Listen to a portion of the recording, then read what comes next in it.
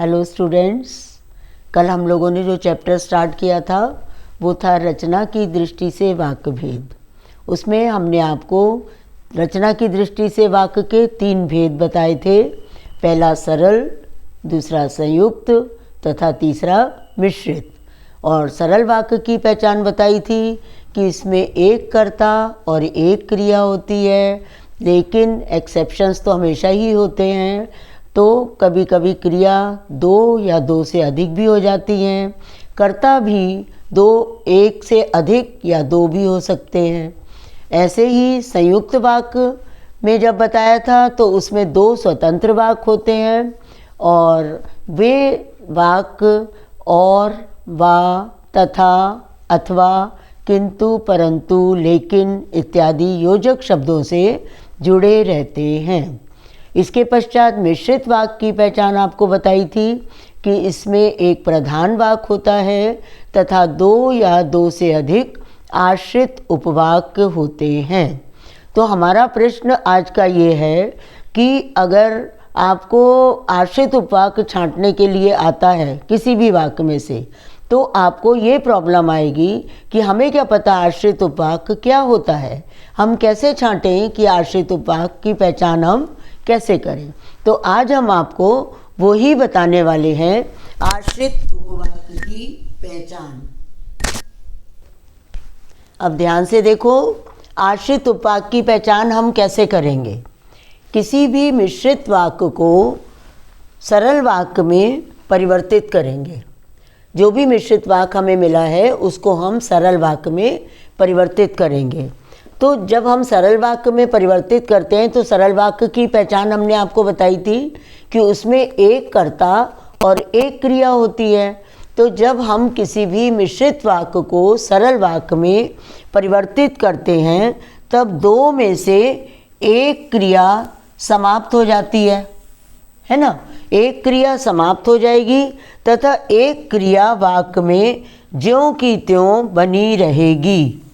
ठीक है, तो जो क्रिया वाक्य में स्थित रहेगी वो प्रधान वाक्य कहलाता है तथा जो क्रिया नष्ट हो जाएगी वो आश्रित उपवाक्य कहलाता है।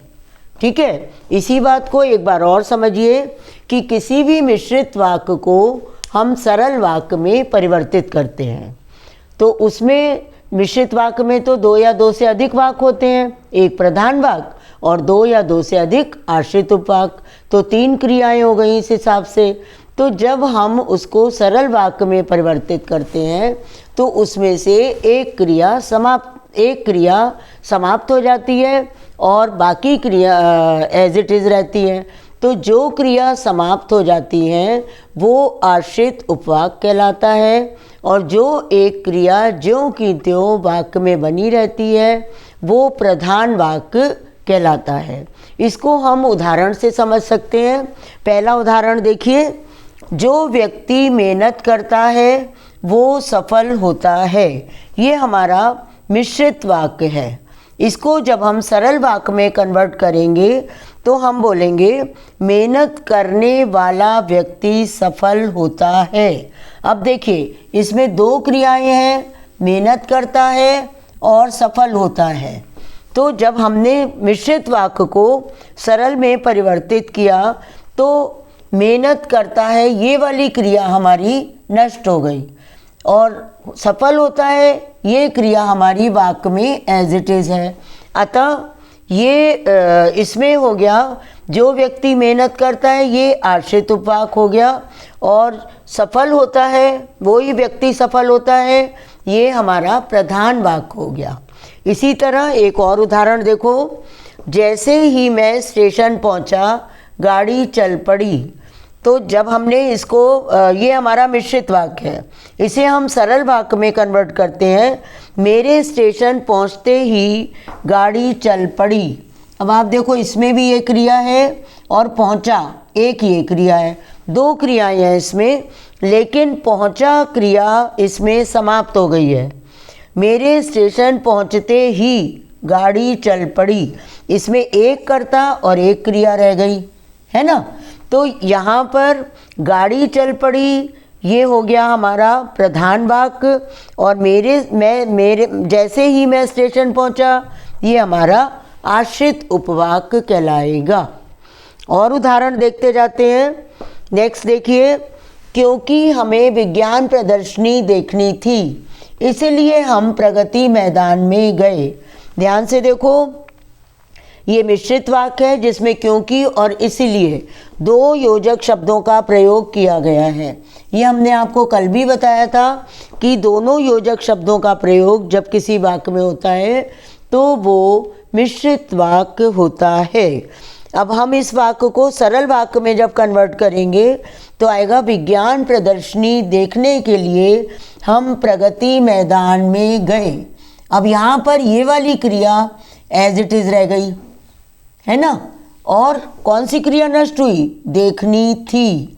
तो जो क्रिया नष्ट हो गई वो हमारा आश्रित उपवाक्य हो गया, और जो क्रिया वाक्य में एज इट इज़ है हम प्रगति मैदान में गए, ये हमारा प्रधान वाक्य हो जाता है।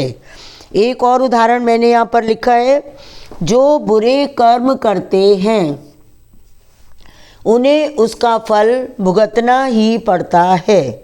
ध्यान से देखो, ये भी मिश्रित वाक्य है। इसको जब हम सरल वाक्य में बनाएंगे तो बुरे कर्म करने वालों को उसका फल भुगतना ही पड़ता है। ये भी क्रिया यहाँ पर देख लीजिए ध्यान से, भुगतना ही पड़ता है। पूरी क्रिया एज इट इज़ है, अतः उसका फल भुगतना पड़ता है, ये प्रधान वाक्य हो गया। और जो बुरे कर्म करते हैं ये आश्रित उपवाक्य हो गया। आशा है आपको ये समझ में आ गया होगा कि आश्रित उपवाक्य हम कैसे पहचानेंगे। अब इस आश्रित उपवाक्य के भी 3 भेद हैं जो मैं आपको नेक्स्ट वीडियो में बताऊंगी। तब तक के लिए बाय बाय।